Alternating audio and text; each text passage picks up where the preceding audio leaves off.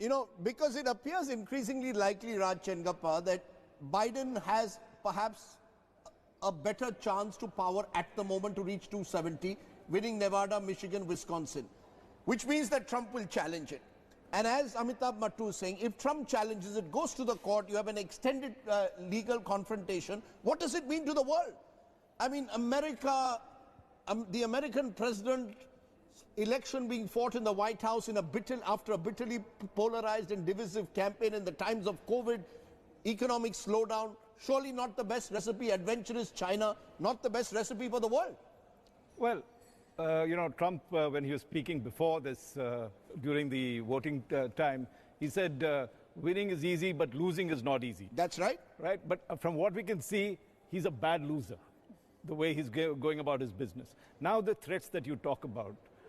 Is he a bad loser or just he has to grow up? No, my concern is a bad loser. Supposing he actually turns it around and wins the election. Yes. Okay, then look at Trump.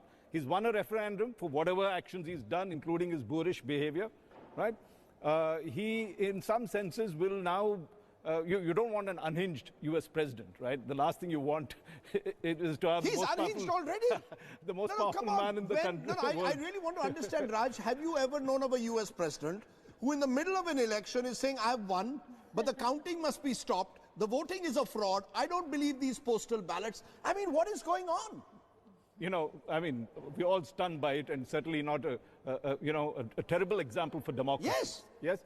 Now, let's I mean, there was a dispute, I remember, when I covered that, George Bush, and that dispute went on for Florida, and George Bush won by 537 votes and was settled. But the point was, once it was settled, George Bush, despite losing the popular vote, was president of America. But Al Gore accepted it relatively smoothly. We don't know whether Trump will accept this. I'm giving you two scenarios. Yes. Trump wins. Yes. Okay, at the end of it, whatever the calculation, Trump.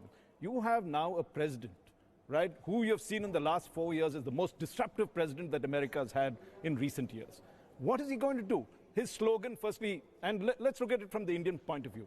He says, America first. What does he mean? America alone. He wants no allies, no alliances, no treaties, nothing.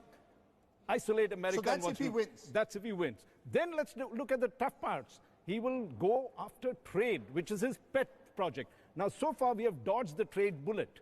Right? Somehow we have worked it out. He's going to come heavily on us to try and get a deal. Then let's look at immigration.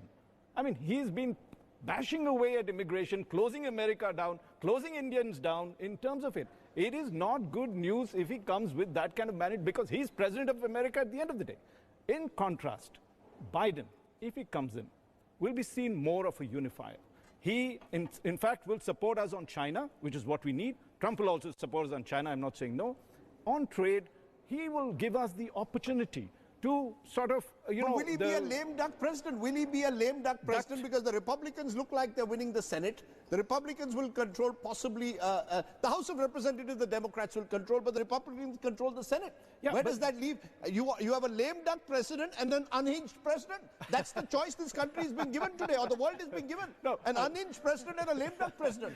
No, at the end of the day, when finally whatever has been decided, he is the president of America. If Mr. Biden comes over, you're right. If the Senate majority is with the Republicans, he will have an uphill task to do whatever he's supposed to do. But there are opportunities for India. I constantly look at America as the sort of, guiding part of the world, which is, of course, losing it. Biden says, I will bring you back at the head of the table, and I will, bring back all the alliances, and including the Iran deal and Paris climate change. But for India, I'm just looking at that from the Indian point of view. The fact is that India has an opportunity. Biden will go after China. He's not going to settle like Trump may do with a deal. Gives us an opportunity to have China plus one, which is that we become the one where a lot of the value chains could come to us.